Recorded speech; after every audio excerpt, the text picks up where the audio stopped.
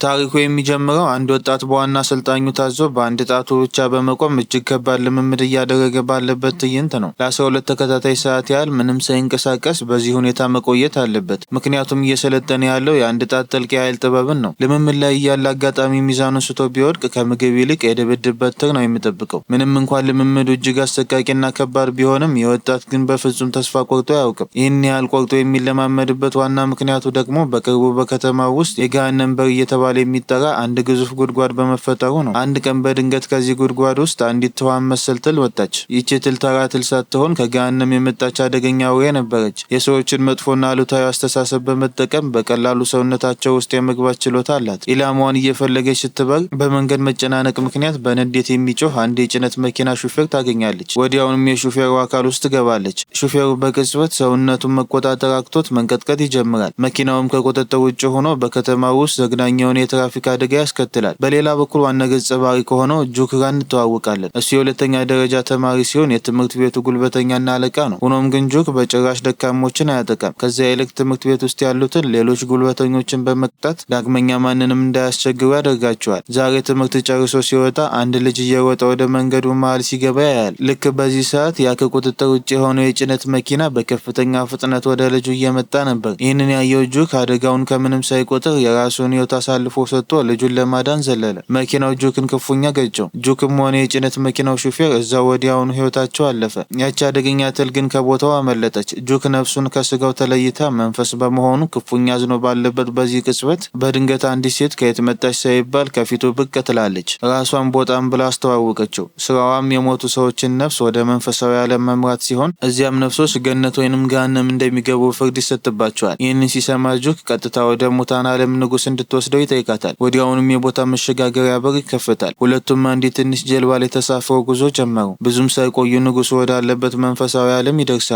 ንጉሱ ጁክን እንዳየው አንድ እጅግ ከባድና ወሳኝ ተልዕኮ ሊሰጠው እንደሚፈልግ ይነግረዋል። ምንም እንኳን ጁክ በህይወቱ ዘመኑ ጉልበተኛና ጠባጫሪ ቢሆንም የራሱን ህይወት አሳልፎ ሌላ ሰው ለማዳን ወደኋላ ለማለቱ በሺህ ዓመት ውስጥ አንዴ ብቻ የሚፈጠር ልዩና አስገራሚ አጋጣሚ መሆኑን ገለጸለት። በዚህ ምክንያት ንጉሱ ጁክን ከሞት አስነስቶ ከገሃነም የሚያመልጡ አደገኛ አውሬዎችን የሚያድንና የሚያጠፋ የመንፈሳዊ ዓለም መሪ ሊያደርገው እንደሚፈልግ ያሳውቀዋል። ነገር ግን ጁክ ይህንን ጥያቄ ሲሰማ በፍጹም አልቀበልም ብሎ ፊቱን አዞረ። ምክንያቱም በህይወት እያለ ማንም ሰው ጥሩ አድርጎ አይቶት አያውቅም ነበር። ቤተሰቦቹና የቅርብ ሰዎች ሳይቀሩ እንደ ውዳቂ፣ ጠባጫሪና ሸክም አድርገው ስለሚያስቡት የእሱ ሞት ለእሱ ትልቅ እፎይታ እንደሆነ አድርጎ ደምድሞ ነበር። በዚህ የተነሳ ከሰዎች አይን ርቆ ለዘላለም መጥፋትን መረጠ። ነገር ግን ቦጣን በሀሳቡ አልተስማማችም። ሰዎች በውስጣቸው ለእሱ ያላቸውን እውነተኛ ፍቅርና ስሜት ምን እንደሚመስል ማወቅ ከፈለገ አንድ ነገር እንዲያደርግ መከረችው። ቦጣ የሰጠችውን ምክር ተቀብሎ ጁክ ወደ ራሱ የቀብር ስነ ስርዓት ተመለሰ። እዛም ብዙ ሰዎች ሀዘናቸውን ለመግለጽ መጥተዋል። ቅድም ህይወቱ ያተረፈለት ልጅም ጭምር መጥቷል። ነገር ግን ልጁ ሀዘኑን ከመግለጹ በፊት የሰፈሩ ጉልበተኞች ጎትተው በማውጣት የያዘውን ገንዘብ በሙሉ ዘረፉት። ይህንን ሲያይ ጁክ በንዴት ቢያርም መንፈስ ስለሆነ ግን ምንም ማድረግ አልቻለም። በድንገት የጉልበተኞች አለቃ በአንድ ሰው ተገፍትሮ ወደቀ። ይህ ሰው የጁክ የትምህርት ቤት ተቀናቃኝ የሆነው ካዙማ ነበር። ምንም እንኳን ካዙማ ራሱ ጉልበተኛ ቢሆንም ልክ እንደ ጁክ ደካሞችን ይከላከላል እንጂ አያጠቃም። ምሽት ላይ ሁሉም ሰው ወደ ቤቱ ሲመለስ የጁክ እናትና ፍቅረኛው ብቻ አስክሬኑ አጠገብ ቀሩ። ሁለቱም ተቃቅፈው እያለቀሱ ምን ያህል ይወዱት እንደነበር እያነቡ ሀዘናቸውን ይገልጻሉ። ጁክ ከጀርባቸው ሆኖ ይህንን ሁሉ ሲመለከት ማንም አይወደኝም ብሎ ማሰቡ ምን ያህል ትልቅ ስህተት እንደነበር ተረዳ።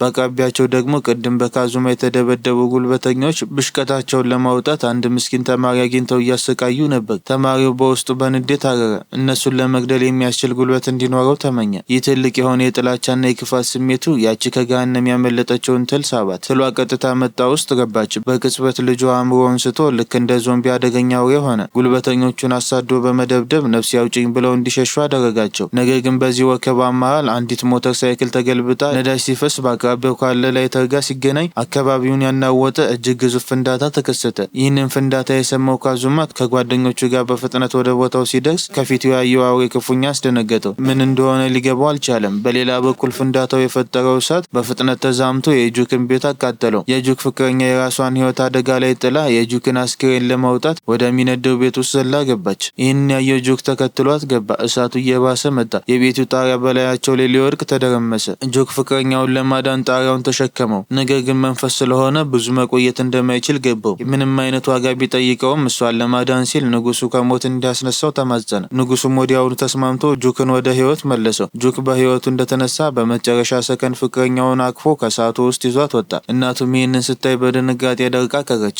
ጁክ የአውሬ ሰዎችን እያጠቃ እንደሆነ ስለሚያውቅ በፍጥነት ወደ ስፍራው ወጣ። ካዙማና ጓደኞቹ በአውሬው ተደብድበው አቅም አንሷቸው ነበር። ጁክን በህይወት ሲያዩት ማመን አልቻሉም። ጁክ ለማስረዳት ጊዜ ስላልነበረው ቀጥታ አውሬውን ለማጥቃት ዘለለ። ሆኖም ገና አዲስ ከሞት የተነሳ በመሆኑና የውጊያ ልምምድ ስላልነበረው አውሬው ክፉኛ ደበደበው። ጁክ ዳግም ንጉሱን እርዳታ ጠየቀው። በዚህ ሰዓት ንጉሱ የአንድ ጣት ኃይል ጥበብን እንዴት መጠቀም እንዳለበት መመሪያ ሰጠው። ይህንን የተረዳው ጁክ ወዲያውኑ ኃይሉን በሙሉ በአንድ ቡጤ ላይ ሰብስቦ አውሬውን መታው። ከሰውነቱ ውስጥ ትሏን አውጥቶ እንደ ቆሻሻ ጨፍልቆ ገደላት። በዚህ መልኩ የጁክ የመጀመሪያ ተልዕኮ በድል ተጠናቀቀ። ወደ እናቱና ፍቅረኛው ሲመለሱ ጁክን በአካል በህይወቱ በማየታቸው በከፍተኛ ደስታ ተሞልተው አለቀሱ። በዚህ ሰዓት በመንፈሳዊ ዓለም ውስጥ ሌላ እጅግ አደገኛ ችግር ተፈጥሮ ነበር። ንጉሱ 3 እጅግ ውድና ሚስጥራዊ የሆኑ ቅርሶችን በ3 አደገኛ አጋንንት መሰረቃቸውን ደረሰበት። የመጀመሪያው ሲሶን ይባላል። ተክሎችን የመቆጣጠር ልዩ ኃይል ያለው ሲሆን የህይወትና የሞት መጽሐፍን ሰርቋል። ሁለተኛው ቀዩ ጋኒኤል ይባላል። እጅግ አስፈሪ የጉልበት ጥንካሬ ያለው ሲሆን የአስማት ኳስን ሰርቋል። ሶስተኛው ደግሞ ይሄ ይባላል። ልዩ ሰይፍ የሚጠቀም የነካውን ሁሉ በቅጽበት የሚቆርጥ ከ3ቱ እጅግ አደገኛውና ፈጣኑ ነው። እሱ ደግሞ የአስማት ቢላዋን ሰርቋል። ጁክ አሁን ባለው አቅም እነዚህን 3 አጋንንት መጋፈጥ ስለማይችል ንጉሱ ራሱ ኃይሉን እንዴት መጠቀም እንዳለበት ሊያሰለጥነው ይወስናል። ነገር ግን ጁክ ቶሎ የሚረዳ አይነት ሰው ስላልሆነ ያንን የአንድ ጣት ኃይል ጥበብን በሚገባ ለመቆጣጠር ክፉኛ ተቸገረ። በዚህ መሃል ቀዩ ጋኒኤል በምድር ላይ ጥቃት መክፈት ጀምሯል። ያንን የአስማት ኳስ በመጠቀም የበርካታ ህጻናትን ነፍስ እየመጠጠ ራሳቸውን ስተው እንዲወድቁ እያደረገ ነው። ቦጣን አሁን ባለው አቅም ብትሄድ ትሞታለህ ብላ ብታስጠነቅቀውም የራሴን ህይወት አጥቼም ቢሆን ህጻናትን ማዳን አለብኝ ብሎ በፍጥነት ወደ ስፍራው አመራ። ጁክ የቀዩን ጋኒኤል ዱካ ተከትሎ አንድ አሮጌ የመኪና ማጠቢያ ውስጥ ሲገባ ዱካው ይጠፋበታል።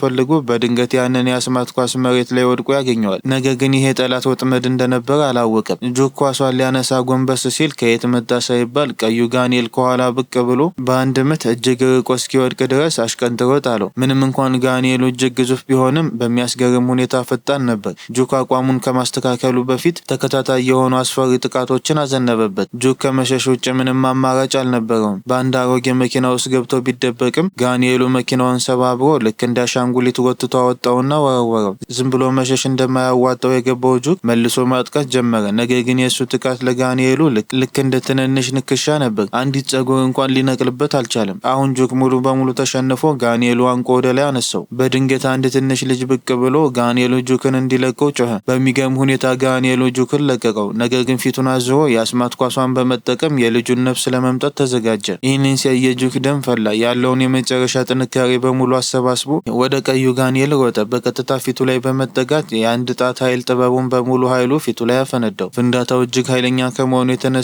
ሁለቱንም ወደ ኋላ አሽቀንጥሮ ጣላቸው። ቀዩ ጋኒኤል በአንድ ምት ሙሉ በሙሉ ተደመሰሰ። በዚህ መሰረት የህፃናቱ ነፍስ ከኳሱ ውስጥ ወጥቶ ወደ የራሳቸው አካል ተመለሰ። ልጆቹ ከእንቅልፋቸው ሲነቁ ወላጆቻቸው በደስታ አለቀሱ። ጁክን የሚያዳነው ልጅ ነቅቶ ጁክ ወደ ቤት ሸኘው። በሌላ በኩል በአንድ እጅግ ዘመናዊና የቅንጦት መኖሪያ ቤት ውስጥ አንዲት ልጅ ተቆልፎባት ትገኛለች። ይህ ሰው ያሰራት እንባዋን ለመሰብሰብ ነው። ምክንያቱም ልጅቷ ስታለቅስ እንባዋ ወደ እጅግ ውድ ክርስቲያን ስለሚቀየር ነው። ነገር ግን ይህ ራሰ በረሃ ሰው ይቺ ልጅ ያንን የአስማት ቢላዋ የሰረቀው እጅግ አደገኛው ጋኒኤል ይህ እህት መሆኗን በፍጹም አላወቀም ነበር። በዚህ ሰዓት ያንን የተሰረቀ ቢላዋውን ተጠቅሞ የገዛ ግንባሩን በመቅደድ 3ኛ አይኑን ይከፍታል። ይህ አይን በመቶዎች የሚቆጠሩ ኪሎ ሜትሮችን አቋርጦ ሁሉንም ነገር የማየት ልዩ ችሎታ አለው። እሱም ይህንን ኃይሉን የተጠቀመው የጠፋቸው እህቱን ለማፈላለግ ነበር። ይህ በእንዲህ እንዳለ ጁክ የተቀሩትን 2 ቅርሶች ለማግኘት ተስፋ በማድረግ መንገዶች ላይ እያሰሰ ነው። ብዙም ሳይቆይ አንድ አጠራጣሪ የሆነ ሰው ያገኛል። ጁክም ወዲያውኑ ይህንን ሰው በድብቅ መከታተል ይጀምራል። ሲሶን የተባለው ጋኒኤል ነበር። ሲከታተለው ቀጥታ ወደ ሆስፒታል አመራ። ጁክ ግራ በመጋባት ተከትሎ ሲገባ የሲሶን እናት በጠና ታማ በሞት አፋፍ ላይ እንደምትገኝና እናቱን ለማዳን ያንን የሰረቀውን የህይወትና የሞት መጽሐፍ ሊጠቀም እንዳሰበ ይረዳል። ሲሶን ጁክ የመጣው መጽሐፉን ለመውሰድ እንደሆነ ስላወቀ እናቱን ካዳነ በኋላ ቅርሱን እንደሚመልስለት ቃል ይገባለታል። የሲሶ አሳዛኝ ሁኔታ የተረዳው ጁክም ጣልቃ መግባት ስላልፈለገ ተስማምቶ ይወጣል። ነገር ግን ገና ወደ ውጭ እንደወጣ ቦጣን ያገኛታል። እሷም ያ መጽሐፍ የሰውን ህይወት መመለስ ቢችልም በምላሹ ግን የተጠቃሚውን የራሱን ህይወት እንደሚወስድ ትነግረዋለች። ይህን ሲሰማ ጁክ ነፍስ ያውጭኝ ብሎ በከፍተኛ ፍጥነት ወደ ሆስፒታል ተመልሶ ወጣ። ክፍሉ ውስጥ ሲገባ ሲሶ እናቱን ለማዳን አስማቱን ጀምሮት ነበር። ክፍሉን በአስማት ብርሃን ተሞልቷል። ጁክ ምንም ሳያቅማማ ዘሎ ወደ አስማቱ ብርሃን ውስጥ ገባ። እናቱን ለማዳን ብሎ የራሱን ህይወት ካጣ ምንም ትርጉም እንደሌለው እንደሌለው ቢነግረውም ሲሶ ግን እናቱን ለማትረፍ ሲል የራሱን ህይወት አሳልፎ ለመስጠት ቆርጦ ነበር። በዚህ ቅጽበት ጁክ ማንም ያልጠበቀው ድንገተኛ ውሳኔ ወሰነ። እሱም የራሱን ግማሽ የህይወት ዘመን አሳልፎ በመስጠት የሲሶን እናት እንድትድን ጠየቀ። አስማተኛው መጽሐፍም ወዲያውኑ ተስማማ። በዚህም ምክንያት ሲሶና ጁክ እያንዳንዳቸው የህይወት ዘመናቸውን ግማሽ ሲያጡ፣ የሲሶ እናት ግን ሙሉ በሙሉ ድና ወደ ጤንነቷ ተመለሰች። ሲሶ በጁክ ደግነት ልቡ ክፉኛ ስለተነካ ይህንን ውለታውን የትኛውም ዋጋ ከፍሎ እንደሚመልስለት ቃል ይገባለታል። በሌላ በኩል ሂ በከፈተው ሶስተኛ አይኑ የእህቱን ዱካ ማግኘት ችሏል። የሀብታሙ ሰውዬ ሰራተኞች የእህቱን የክርስቲያን እንባ ይዘው በመኪና ሲጓዙ ነበር። ልክ ሞተር እንደተገጠመለት ሰው በከፍተኛ ፍጥነት መኪናዋን አሳደዳት። ሲደርስባትም በያዘው ስለታማ ሰይፍ መኪናዋን ለሁለት ሰንጥቆ በማስቆም የእህቱን እንባ ነጥቆ ወሰደ። ይህንን የሰማው ራሰ በረሃው ሀብታም እጅግ ውድ የሆነው እንባ በመሰረቁ በንዴት አበደ። ልክ በዚህ ሰዓት አንድ የስልክ ጥሪ ደረሰው። በስልኩ ሌላኛው ጫፍ ላይ ያለው ሰው ሳኪው የተባለ እጅግ ጨካኝና አደገኛ ሰው ነበር። ሳኪው ለሀብታሙ ሰውዬ አብረው እንዲሰሩና በርካታ የክርስቲያን እንባዎችን በጋራ ማምረት እንደሚችሉ ሀሳብ አቀረበለት። ከዚህም በላይ እኔ ጋር ከሰራህ ማንም ሰው መጥቶ ሊሰርቅህ አይችልም ብሎ አረጋገጠለት። ምክንያቱም በሳኪው ጎን ሁለት እጅግ ኃያላን የሆኑ አጋንንት ቁመው ነበር። እነዚህ አጋንንት በመንፈሳዊ ዓለም ውስጥ ማንም ሊገላቸው የማይችል አስፈሪ የተወጉ ወንድማማቾች ነበሩ። ታላቁ ወንድም በቁመት አጭር ቢሆንም ሰውነቱ ወደ ፈለገው ቅርጽና የጦር መሳሪያ የመቀየር ልዩ ኃይል አለው። ነገር ግን የሱ ኃይል ከታናሽ ወንድሙ ጋር ሲወዳደር ምንም አይደለም። ታናሽ ወንድሙ ከኃይሉ ላይ 1% ብቻ ተጠቅሞ አንድ ግዙፍ የገሃነም ውሻ በአንድ ቡጢ ብቻ መግደል የሚችል እጅግ ዘግናኝ ጉልበት ያለው አውሬ ነው። በሌላ በኩል ሂ እህቱን ወዳለችበት የሀብታሙ ሰውዬ ቪላ ቤት ደርሷል። ነገር ግን እሱ ሲደርስ እህቱን ወደ ሌላ ሚስጥራዊ ቦታ ወስደዋት ነበር። በተመሳሳይ ሰዓት ጁክ የጠፋውን ቅርሱን ለመፈለግ እዚሁ ቪላ ቤት ደርሷል። ጁክ ሂ እጁን ሰጥቶ የተሰረቀውን ቢላዋ እንዲመልስ ሊያሳምነው ሞከረ። ነገር ግን ሂ እህቱን ሳያድን በፍጹም እጅ እንደማይሰጥ ግልጽ ነበር። በዚህም የተነሳ በሁለቱ መካከል ከባድ ውጊያ ተጀመረ። ነገር ግን የጁክ ፍጥነት ከሂ ፍጥነት ጋር ሲወዳደር እጅግ ዝቅተኛ ነበር። ጁክ ይህን እንቅስቃሴ መከታተል አቃተው። ሂ ሰይፉን ከማህደሩ ሙሉ በሙሉ ሳይመዝ በቅጽበት ጁክን መታው። ጁክን አሸንፎ ሊገለው ቢችልም ሂ ግን ያልተጠበቀ ውሳኔ ወሰነ። ለጁክ አንዲት የመኖር እድል ሰጥቶት ሄደ። ጁክ እውነተኛ አቅሙ ምን ያህል ደካማ እንደሆነ ተገነዘበ። በዚህ አቅሜ ከቀጠልኩ ማንንም ማሸነፍ አልችልም ብሎ አሰበ። ይህ በእንዲህ እንዳለ የሂ እህት ወደ ዋናው የሳኪዮ ሚስጥራዊ ካምፕ ተወስዳ ነበር። ካለፈው አሳፋሪ ሽንፈቱ በኋላ ጁክ ቦጣን እርዳታ ጠየቃት። እሷም ተራራ ላይ ወዳለች አንዲት አንጋፋ ማስተር ጌንካይ ሂዶ የውጊያ ጥበብ እንዲማር መከረችው። ነገር ግን የሁለቱም ሚስጥራዊ ወሬ ካዙማ በድብቅ ይሰማ ነበር። ጁክ ከሞት ከተነሳ ጀምሮ ሲከታተለው ስለነበር ሁሉንም ሚስጥር አውቋል። አሁን እሱ አብሯቸው ተራራ ላይ ወጥቶ ኃይሉን ማሳደግ ፈልጓል። ሌላ አማራጭ ስላልነበራቸው ጁክና ቦጣ ካዙማን አብረው ይዘውት ሄዱ። ማስተር ጌንካይ ጋር እንደደረሱ ጊዜ ሳያባክኑ ወዲያውኑ ከባድ ልምምድ ጀመሩ። የጁክ ልምምድ በአንድ ጣቱ ብቻ ተዘግዝቆ በመቆየት ለ12 ሰዓት ያህል መቆየት ነበረበት። ነገር ግን 5 ደቂቃ እንኳን መቆየት አክቶት መሬት ላይ ተዘረረ። በውጤቱም ከምግብ ይልቅ የማስተሩን የዱላ በትር ቀመሰ። ኃይሉ በሚገባ መቆጣጠር እስኪችል ድረስ እረፍት የሚባል ነገር አልነበረውም። በሌላ በኩል የካዙማ ልምምድ ከዚህ ያነሰ አልነበረም። በእንጨት ሰይፍ አንድ ግዙፍ አለት ለ2 እስኪሰነጥቅ ድረስ ደጋግሞ መምታት ነበረበት። በዚህም መሃል ሳኪዮ የተባለ አደገኛ ሰው ከገሃነም በሩ ስር ግዙፍ የኃይል ማመንጫ ጣቢያ እየገነባ ነበር። ዋና ዓላማው በሩን ሙሉ በሙሉ በመክፈት የገሃነም አውሬዎች በነጻነት ወደ ምድር እንዲገቡ ማድረግ ነው። ይህ ከተሳካ የምድር መጨረሻ ይሆናል ማለት ነው። ወደ ተራራው ስንመለስ ጁክ አሁንም ኃይሉን መቆጣጠር አልቻለም። ማስተር ጌንካይ ክፉኛ ተስፋ ቆርጣ ቦጣን ይሄ ልጅ ወደ መጣበት መልሾ እስከ ማለት ደርሳ ነበር። ነገር ግን በዛው ምሽት አንድ ተአምር ተፈጠረ። ሌሊት ጁክ ወደ ውጭ ሲወጣ ካዙማ አሁንም እረፍት አልባ ልምምድ እያደረገ ነበር። የእንጨት ሰይፉን ደጋግሞ እየተሰበሩበት ቢሆንም አዲስ እየቀየረ ያለማቋረጥ አለቱን ይመታል። ካዙማ ከዚህ ቀደም አቅም አንሶት ጓደኞቹን በክፉ ሲጎዱ በማየቱ ራሱን ክፉኛ ይወቅስ ስለነበር አሁን ሌሎችን ለመጠበቅ ሲል በከፍተኛ ቁርጠኝነት እየታገለ ነበር። በመጨረሻ ሙሉ ኃይሉ በእንጨት ሰይፉ ላይ ሰብስቦ አለቱን ሲመታው ሰይፉ ወደ እውነተኛ የኃይል ሰይፍ ተቀየረና አለቱን ለሁለት ሰነጠቀው። ካዙማ በመሳካቱ በደስታ ፈነደቀ። ይህንን በድብቅ ሲመለከት የነበረው ጁክ እሱም ይበልጥ ጠንክሮ መስራት እንዳለበት ተገንዝቦ ሌሊቱን ሙሉ ልምምድ ሲያደርግ አደረ። በማግስቱ ጠዋት ማስተር ጌንካይ ወደ ልምምድ ቦታ ስትመጣ ጁክ በአንድ ጣቱ ተዘግዝቆ ያለምንም እንከን ቆሞ ስታይ በድንጋጤ ደረቀች። አሁን ኃይሉ ሙሉ በሙሉ መቆጣጠር ችሏል ማለት ነው። ማስተሯ ወደ ውጭ ወጥቶ ሙሉ ኃይሉን እንዲያሳይ አዘዘችው። ጁክ ኃይሉን በሙሉ በጣቱ ጫፍ ላይ አሰባስቦ አንድ እጅግ ግዙፍ የኃይል ኳስ ቀጥታ ወደ ሰማይ ተኮሰ። ነገር ግን ይህ ወደ ሰማይ የተተኮሰው ግዙፍ ኃይል የዚህ አደገኛውን ወንድም ትኩረት ሳበው። ኃይሉ ከየት እንደመጣ ለማረጋገጥ ቀጥታ ወደ ተራራው አመራ። በተራራው ላይ ማስተር ጌንካይ የሰለጠኑትን 2 ወጣቶች ተሰናብታ ክፋትን እንዲያጠፉ አደራ ብላ ወደ ከተማ ሸኘቻቸው። ነገር ግን እነሱ ተራራውን ለቀው እንደወረዱ ብዙም ሳይቆይ ቶጉ እዛው ደረሰ።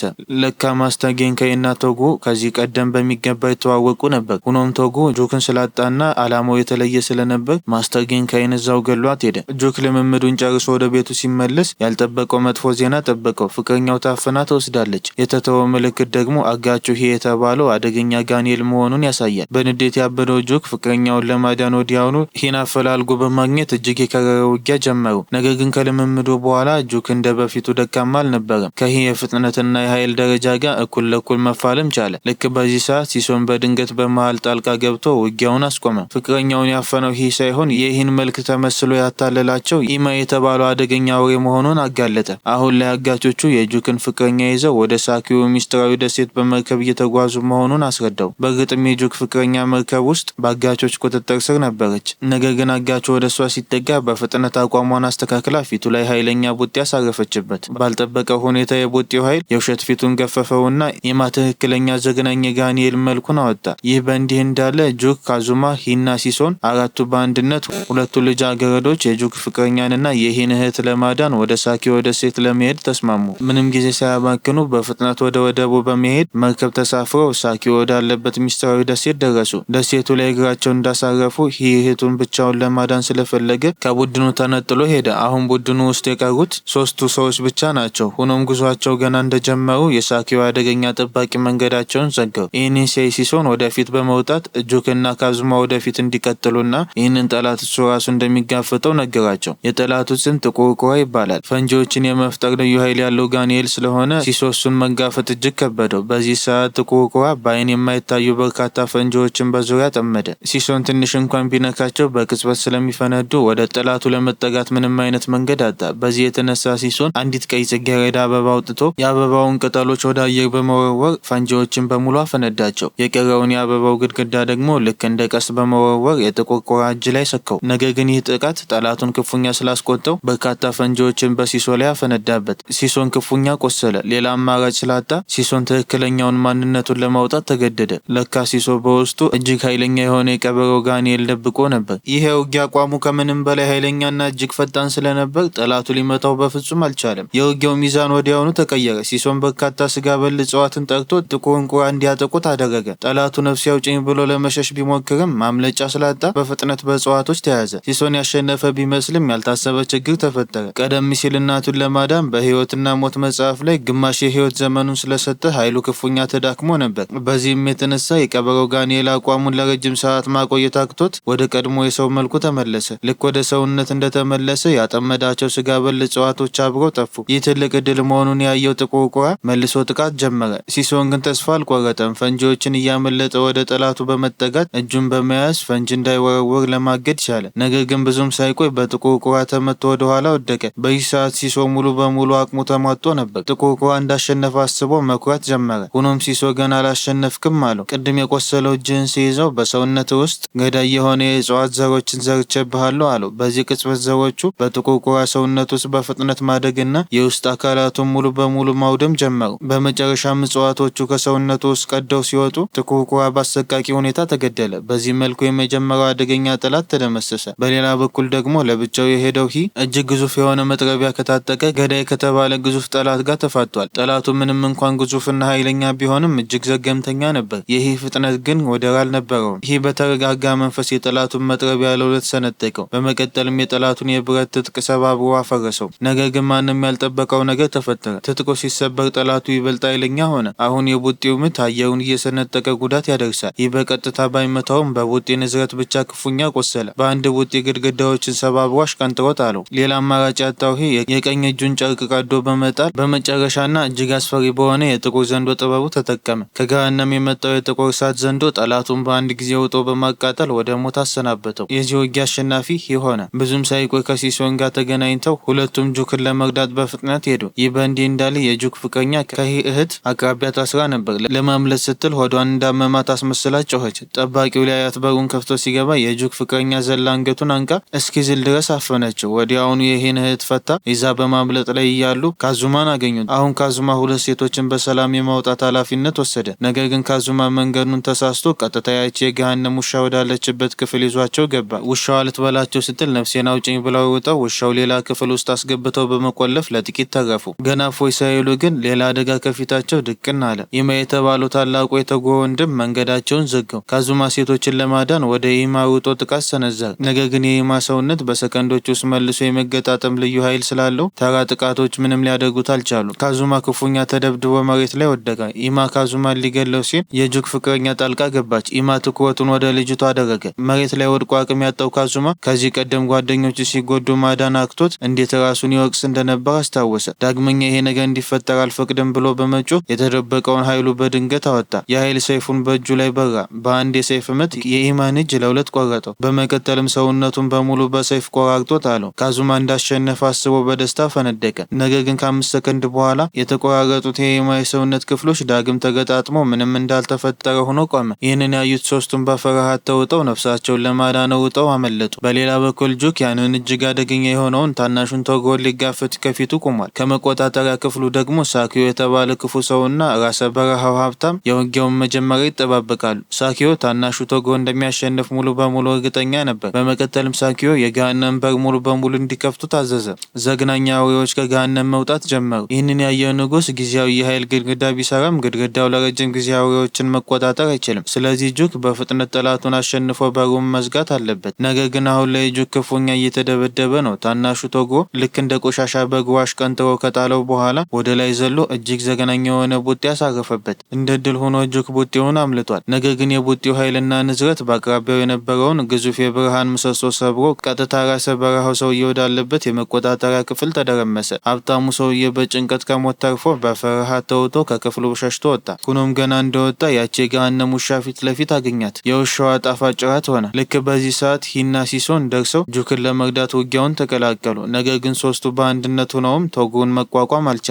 የቶጎ ኃይል እጅግ የላቀ ስለነበር የነሱ ጥቃት ለሱ ልክ እንደ ትንንሽ ንክሻ ነበር። ተራ ጥቃት እንደማይሰራ ሲያዩ ሲሶን ጠንካራ የእጽዋት ገመዶችን ተጠቅሞ ቶጎን አሰረው። ይህ ደግሞ ዘሎ እግሮቹን አጥብቆ ያዘ። ጁክም ይህንን አጋጣሚ በመጠቀም ቶጎን ግድግዳ ላይ ወዳለ ብረት አጣበቀው። በመቀጠልም ሙሉ ኃይሉን አሰባስቦ የአንድ ጣት የኃይል ጥበቡን ፊቱ ላይ ተኩሶ ቶጎን አሽቀንጥሮ ጣለው። ነገር ግን ከዛ ሁሉ አስፈሪ ጥቃት በኋላ ቶጎ ምንም እንዳልተፈጠረ ሆኖ ተነሳ። የጁክንም ደካማነት እያሾፈ አፌዘ። ልክ በዚህ ሰዓት ካዙማና ሁለት ሴቶች ከኢማ እየሸሹ መጥተው እዚሁ ክፍል ውስጥ ገቡ። ኢማ ወንድሙን የጁክን ቡድን መሬት ላይ እያስጋፈጣቸው መሆኑን ሳይ በደስታ ፈነደቀ። ኢማ ጁክ የማስተር ጌንካይ ደቀ መዝሙር ለመሆን እንደማይበቃ ነግሮት አንድ ያልተጠበቀ ሚስጥር አጋለጠ። ማስተር ጌንካይ እና ታናሹ ቶጎ ከዓመታት በፊት ፍቅረኛሞች ነበሩ። ሁለቱም እጅግ ጎበዝ ተዋጊዎች የነበሩ ቢሆንም ታናሹ ቶጎ ግን አሸናፊነትን አብዝቶ ይመኝ ነበር። በዓለም ላይ ከሁሉም በላይ ኃይለኛ መሆን ስለፈለገ ፍቅረኛውን ትቶ ገደብ የለሽ ኃይል ለማግኘት ሲል ነፍሱን ለጋኒኤል ሸጠ። እናም ማስተር ጌንካይ የገደሏት እነሱ ራሳቸው መሆናቸውን በኩራት ተናገረ።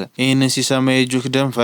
ነገር ግን ጁክ እርምጃ ከመውሰዱ በፊት ማንም ያላሰበው ዘግናኝ ነገር ተፈጠረ። ታናሹ ቶጎ በድንገት የገዛ ወንድሙን ኢማን በአንድ ቡጢ ደምስሶ ጣለው። ምክንያቱም ሲሰጥም መናገር የሌለበትን ሚስጥር ስላወጣ ነው አለ። ካዙማ በከፍተኛ ቁጣ ወደ ቶጎ ዘለለ። ነገር ግን የቶጎ አንዲት ጸጉር እንኳን መንካት አቅቶት በአንድ ቡጢ ተመቶ ልክ እንደ ጓደኞቹ መሬት ላይ ተዘረረ። የጓደኞቹ በቶጎ እግር ስር መውደቅ የጁክን ልብ ክፉኛ ሰበረው። ጁክ የተደበቀ ኃይሉን ሙሉ አውጥቶ በከፍተኛ ፍጥነት ወደ ቶጎ በመወርወር ኃይለኛ ቡጢ ያሳረፈበት። በመቀጠልም ወደ ላይ ዘሎ እጅግ ዘግናኝ የሆነ ቡጢ ሲያሳርፍበት ቶጎ መሬቱን ሰንጥቆ ገባ። በዚህ ሰዓት ሁሉም ሰው ጁክ ያሸነፈ መስሎት ነበር። ነገር ግን በድንገት መሬቱ በከፍተኛ ሁኔታ መንቀጥቀጥ ጀመረ። ከአቧራውና ከጭሱ መሃል አንድ እጅግ ግዙፍ የሆነ አውሬ ብቅ አለ። ይህ ሌላ ማንም ሳይሆን 100% ሙሉ ኃይሉን ያወጣውና ትክክለኛውን ዘግናኝ ቅርጹን የያዘው ራሱ ታናሹ ቶጎ ነበር። አሁን ቶጎ ሙሉ ኃይሉን አውጥቷል። በዚህ ኃይሉ ሆኖም ለጁክ አድናቆትን ገለጸ። ምክንያቱም እስካሁን ካጋጠመው ጠላቶች ሁሉ እጅግ ጠንካራው ጁክ ስለነበረ ነው። ነገር ግን ከዚህ በህይወት እንዲወጣ እንደማይፈቅድለት ነግሮት ጣቱን አንዴ ሲያፏጭ ካዙማን ክፉኛ ተመቶ ወደ ኋላ ወደቀ። ጁክ የቶጎን ጥቃት ለማምለጥ ቢሞክርም የቶጎ ፍጥነት ግን የማይታመን ነበር። ተከታታይ ጥቃቶችን ካዘነበበት በኋላ ጁክን አንገቱን አንቆ ልክ እንደ አሻንጉሊት አየር ላይ አነሳው። ነገር ግን ቶጎ ጁክን ወዲያውኑ ሊገለው አልፈለገም። ከዚያ ይልቅ ጁክ እያየ የቅርብ ሰዎችና ጓደኞቹን ህይወት እያጠፋ ሊያሰቃየው ፈለገ። ጓደኞቹ አንድ በአንድ አቅም አጥተው ሲወድቁ ያየው ጁክ በከፍተኛ ቁጣ ውስጥ ሆኖ የቀረችውን የመጨረሻ ጥንካሬ በሙሉ ሰበሰበ። ቶጎ ዞር ሲል ጁክን ባለበት አጣው። የት ገባ ብሎ ሲያስብ ከየት መጣ ሳይባል ፊቱ ላይ እጅግ ዘግናኝ ቡጢ ያረፈበት። ቶጎም ወደ ኋላ ወደቀ። ጁክ ጠላቱ አቋሙን እስኪያስተካክል ጊዜ አልሰጠውም። ሰውነቱ ውስጥ ያለውን ኃይል በሙሉ አሰባስቦ እጅግ ግዙፍ የሆነ የመጨረሻ የአንድ ጣት ኃይሉን ጥበቡን ፈጠረ። ይህንን ግዙፍ የኃይል ኳስ ቀጥታ ቶጎ ላይ ተኮሰ። ቶጎ ይህንን ሙሉ ኃይል አስተናገደ። በቅጽበትም ተቃጥሎ ጥሎ አመድ ሆነ። ጦርነቱ በዚህ ተጠናቀቀ። የመጨረሻው አሸናፊ ጀግናው ጁክ ሆነ። ይህንን ሲያይ ክፉ ሳኪዮ ሙሉ በሙሉ መሸነፉን አረጋገጠ። ልክ እንደ ቶጎ በአሰቃቂ ሁኔታ ከመሞት ብሎ ሽጉጡን አውጥቶ የራሱን ህይወት አጠፋ። የሳኪዮ ሞት ተከትሎ የገሃነም በር ሙሉ በሙሉ ተዘጋ። ዓለም ዳግም ሰላሟን አገኘች። በመቀጠልም ይህ እህት ያላትን ልዩ የመፈወስ ችሎታ በመጠቀም የቆሰሉትን ጓደኞቻቸውን በሙሉ አዳነቻቸው። ይህም ያንን የአስማት ቢላውን ወደ ትክክለኛው ቦታ እንዲመልሰው ለጁክ አስረከበው። በመጨረሻም ሁሉም በአንድነት መርከብ ተሳፍረው ተመለሱ።